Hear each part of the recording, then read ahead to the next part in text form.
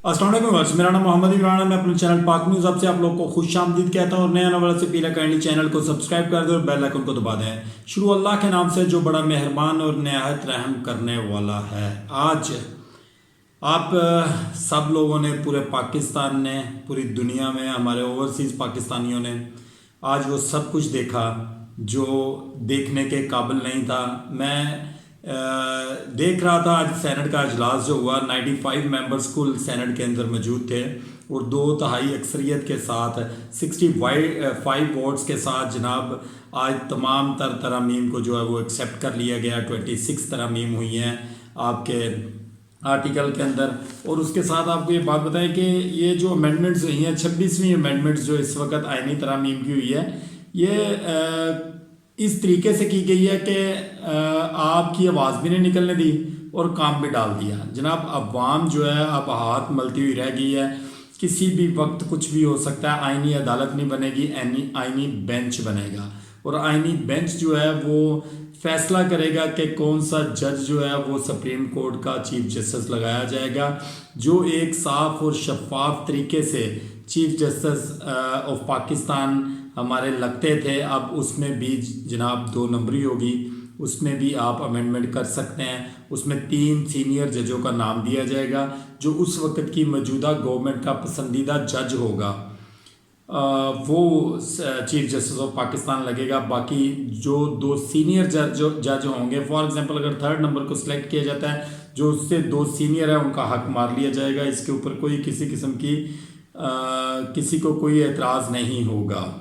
और जो इनका तकर्रर करेगा, जो बेंच इनका तकर्रर करेगा, इस चीफ जस्टिस को जो है वो लगाया जाएगा, वो समरी बनाकर वज़ीर आज़म को भेजेंगे और वज़ीर आज़म साहब जो है वो सदर साहब को भेजेंगे और सदर साहब उसकी अप्रूवल देंगे। उसके बाद चीफ जस्टिस ऑफ पाकिस्तान लगेगा। फर्स्ट ऑफ ऑल तो आप ये 2 चीज़ें नोट कर लें कि मंसूर अली शाह साहब आपके चीफ जस्टिस नहीं लगेंगे, ये आज नोट कर लें, ठीक है। उसके बाद अतर मिनल्ला साहब भी नहीं लग सकते अब आपके चीफ जस्टिस, क्योंकि ये दोनों मौजूदा गवर्नमेंट को सख्त नापसंदीदा हैं। 8 MNAs और 4 सेनेटर्स के ऊपर ये बेंच बनेगा और वो 3 नामों के ऊपर गौर व फिक्र करने के बाद कोई एक नाम सेलेक्ट करके वज़ीर आज़म को भेजेगा। आज की जो तरमीम हुई है इसमें टोटल वोट 65 डले हैं, 2/3 अक्सरियत के साथ तरमीम को एक्सेप्ट कर लिया गया। और इसमें जिन जिन जमातों ने हिस्सा लिया वो भी हम आपके सामने रखते हैं ताकि आपको पता आना चाहिए कि कौन कौन सी जमातें इस 2 नंबरी के अंदर शामिल हैं। नंबर 1 के ऊपर जनाब मौजूदा गवर्नमेंट नून लीग, उसके साथ उनके जो इत्तेहादी हैं पीपल्स पार्टी, JUI के भी 5 मेंबर शामिल थे, ANP के और BNP के भी इसमें मेंबरान ने हिस्सा लिया। अब आपको ये बात बताएं कि मौलाना फजल रहमान साहब ने बड़ी ज़बरदस्त किस्म की गेम खेली है PTI वालों के साथ भी और पाकिस्तान की अवाम के साथ भी, कि उनके 5 अरकान ने, आप समझ लें कि JUI वालों ने वोट डाला है। ये बात आप छोड़ दें कि नहीं डाला, ये मैं आपको अंदर की बात बता रहा हूँ कि उन लोगों ने वोट को कास्ट करवाया अपना और इसको हतमी शक्ल दी गई है। लेकिन मौलाना फजल रहमान साहब इसका बाइकआउट करते हुए पतली गली से निकल गए। कुछ अमेंडमेंट्स उन्होंने करवाई लेकिन उन्होंने वोट कास्ट नहीं किया। इसके साथ जो मौजूदा हमारी PTI क़यादत है उसने भी इस तमाम तरमीम का और सेनेट के इजलास का बाइकआउट किया है। चीफ जस्टिस का जो पार्लियामेंट्री कमेटी इंतखाब करेगी, सिर्फ वही चीफ जस्टिस आगे आएगा जो अपने कैरियर के अंदर तमाम तर चीज़ें मौजूदा गवर्नमेंट की मानता हुआ आया होगा और आगे भी वो इस चीज़ को मद्देनज़र रखेगा कि जो मुझे गवर्नमेंट कहेगी, जो मुझे इस्टेब्लिशमेंट कहेगी, वो मैं सब कुछ मानूंगा। इसलिए उन्होंने ये तमाम तर कार्रवाई डाली है, ये तरमीम मंजूर की है कि 3 जजों में से 1 जज सेलेक्ट होगा। अच्छा, ये जो आज सेनेट के अंदर हुआ है उससे पहले जो सेनेटर अली ज़फ़र साहब थे उन्होंने PTI के उन्होंने ये बात कही है कि ये एक जुर्म है, ये जो तरमीम करने जा रहे हैं ये एक बहुत बड़ा जुर्म है और ये जो जुर्म है इसको छुपाया नहीं जा सकता। ये उतनी देर तक है, ये ऐसी कोई भी चीज़ एक्सेप्टेबल नहीं होगी इस तरमीम के बाद जितनी देर तक इस शिको को ख़त्म नहीं किया जाता, इस तरमीम को ख़त्म नहीं किया जाता। क्योंकि PTI वाले ये बात बखूबी जानते हैं कि इस तरमीम के बाद सबसे ज़्यादा नुकसान वक्ती तौर पर पीटीआई को होगा, लेकिन ये बात याद रखिएगा कि दिन सदाबहार एक जैसे नहीं रहते।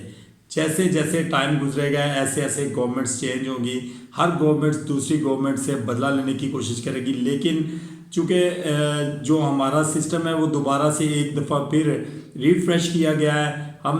हम जब अपने बचपन में थे तो उस वक़्त हमें देखने में और सुनने में यही मिलता था कि पाकिस्तान की खैर ख्वाह सिर्फ दो ही जमातें हैं, पीपल्स पार्टी और नून लीग। आज की इस्टेब्लिशमेंट ने ये चीज़ साबित कर दिया कि वाकई जनाब दो ही जमातें हैं। 2024 में भी पीपल्स पार्टी और नून लीग जिन्होंने अपना काम करवा लिया और ख़ुद इस वोटिंग का हिस्सा बन गए। ये वोटिंग, ये तरमीम जिस वक़्त इनके गले का फंदा बनेगी तब इनकी चीखें सातवें आसमान पर होगी, फिर इनको कवर करने वाला कोई नहीं होगा। इमरान खान साहब अपनी सज़ा के 1 साल 2 महीने काट चुके हैं। इमरान खान साहब ने अपनी फुल फ्लेज कोशिश की है इसके अंदर के ये तरमीम ना हो सके। इसकी कॉल्स दी गई हैं, इसके लिए एहतजाज की कॉल्स दी गई हैं। जो मौजूदा गवर्नमेंट और हमारी मौजूदा इस्टेब्लिशमेंट और पीपल्स पार्टी और उनके जो इत्तेहादी जमातें हैं, जिस वक़्त ये आज से 15 दिन पहले जो पीटीआई वालों ने धरना देने की डी चौक के अंदर कोशिश की, जिसमें अली अमीन गंडापुर साहब यहाँ से भाग गए और भागकर पेशावर के पीके असम्बली पहुँचे, क्योंकि वो ये चीज़ देख चुके थे कि अवाम जितनी शिद्दत से निकल चुकी है आगे हालात ख़राब हो सकते हैं। उन्होंने पतली गली से निकलना मुनासिब समझा और 12 अजला को क्रॉस करते हुए वो केपी के असम्बली जाकर उन्होंने सांस लिया और उन्होंने एक मन गढ़ंत कहानी सुनाई। कल की इमरान खान साहब की मुलाकात के बाद इमरान खान साहब ने एक बार फिर इन लोगों को बताया था कि ये तरमीम नहीं होनी चाहिए, फिर भी ये तरमीम हुई, ये सारा कुछ हुआ। चूँकि इस्टेब्लिशमेंट जो है वो ये पूरी कोशिश करती है कि जो चीज़ वो ठान लें, जिस चीज़ में उनका फ़ायदा होगा वो चीज़ वो करवाने की पूरी कोशिश करेंगे। और आज पूरे पाकिस्तान ने, पूरी दुनिया ने, ओवरसीज़ पाकिस्तानियों ने ये चीज़ देखी कि आज फिर वो एक बार हमारे लोगों को ब्लैकमेल करने में कामयाब हो गए। हमारे जो सैनिटर्स हैं, हमारे जो MNAs, हमारे जो MPs, उन तमाम तर लोगों के घरों में छापे मारे गए, उनके चादर और चारदीवारी का तकद्दस पामाल किया गया, उनकी माँ बहनों की इज़्ज़तों को उछाला गया, उनको गिरफ़्तार किया गया, उनको अगवा किया गया। उसके बाद आइन में तरमीम करवाई गई।